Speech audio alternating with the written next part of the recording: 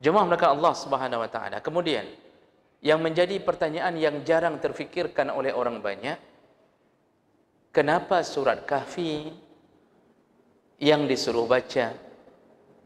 Padahal dalam surat Kahfi tidak dibicarakan masalah Dajjal.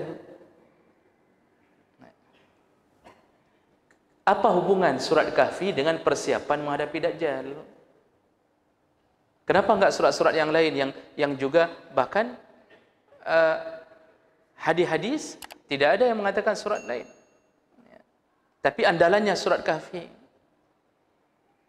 Dalam surat Yasin tidak disebutkan Dajjal. Nah, sebelum kita bicarakan itu, ada orang yang bertanya. Biasanya di mana-mana pengajian ditanya. Kita belajar fadilah, salah satu yang banyak fadilah tadi disebutkan malam Jumat baca surat Kahfi. Pasti nanti kalau diberikan kesempatan ada yang bertanya, bagaimana dengan kebiasaan kita membaca surat Yasin? Nah, kita belum sampai ke fadilah surat Yasin. Bapak Ibu yang dimuliakan Allah Subhanahu wa taala, sebenarnya kalau model pertanyaan mana yang lebih benar, baca surat Kahfi atau Yasin, pertanyaan itu agak sedikit rancu. Maka sebaiknya yang ditanyakan adalah mana yang lebih utama, membaca surat Kahfi atau Yasin. Jadi perlu kita kabarkan lebih dahulu bahawa tidak ada dosanya membaca surat Yasin.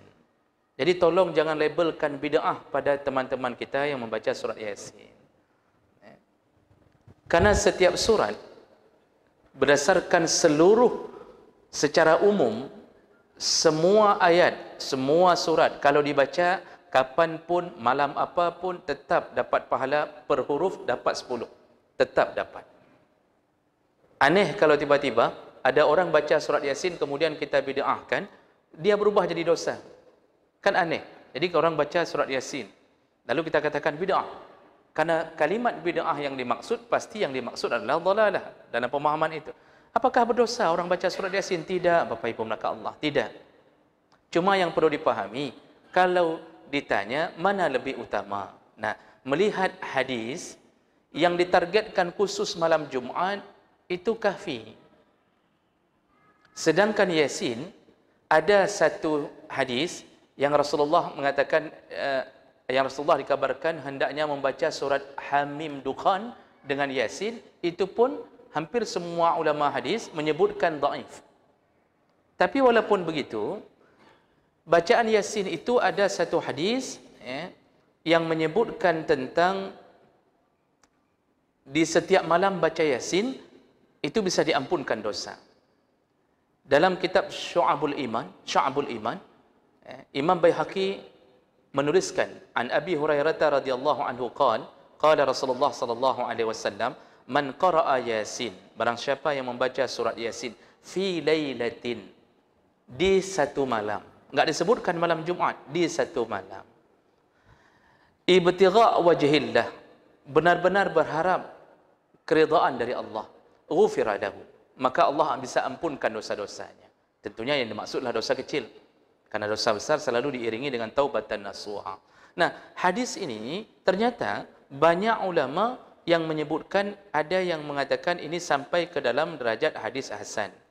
Imam Asy-Syaukani menyebutkan bahawa hadis ini tidak bisa masuk ke dalam kitab-kitab hadis palsu karena banyak penguat, dan beliau menganggap hadis ini sahih. Jadi kalau begitu sebenarnya tidak bermasalah. Oh, mau baca Yasin sekali, kemudian pindah ke Kahfi, tidak masalah. Cuma kalau ditanya mana lebih utama, langsung 3 hadis menyebutkan bacalah ya Kahfi malam Jumat. Bacalah, jadi langsung disebutkan malam Jumat, malam Jumat, malam Jumat. Dia dapat fadilah bercahaya, dapat pengampunan di antara 2 Jumat. Jadi sebenarnya hanya berbicara tentang mana yang lebih afdal. Kalau kita sudah tahu, maka mengambil yang lebih afdal adalah lebih utama. Mungkin orang pertama tidak terbiasa baca surat Kahfi. Yang kedua memang lebih panjang daripada Yasin. Dan kalimah-kalimahnya kalau tidak terbiasa terasa lebih sulit. Tapi harus dipaksa, Pak. Harus dipaksa. Kalau tidak terbiasa dipaksa, susah untuk dibaca. Ada yang sudah 2 tahun dia coba baca surat Kahfi, cuma terputus selalu di lembaran kedua. Hantruk teruk. Jadi berhenti sebentar, kalau dah capek berhenti, kemudian mau coba sambung, sudah sibuk. Masuk kantor lagi, kemudian begini. Enggak sampai-sampai. Ingat bahawa kita sudah katakan, karena Rasulullah mengatakan, yang membaca 1 surat Kahfi. Jadi kalau enggak sampai, enggak dapat fadilah itu. Cuma dapat fadilah per huruf. Cara bacanya boleh dicicil. Boleh dicicil. Tidak mesti sekali pukul langsung habis. Sampai terengah-engah. Tidak mesti. Saya takut yang diabetes atau yang punya masalah enggak sanggup lagi, menyerah. Tidak mesti, Pak. Boleh dicicil. Pagi 1 lembar, sambung duha 1 lembar, dan seterusnya. Yang penting sebelum terbenam matahari hari Jumaat, usahakan sudah selesai Kahfi. Sudah selesai Kahfi. Maka segala sesuatu menjadi biasa kalau sudah dibiasakan.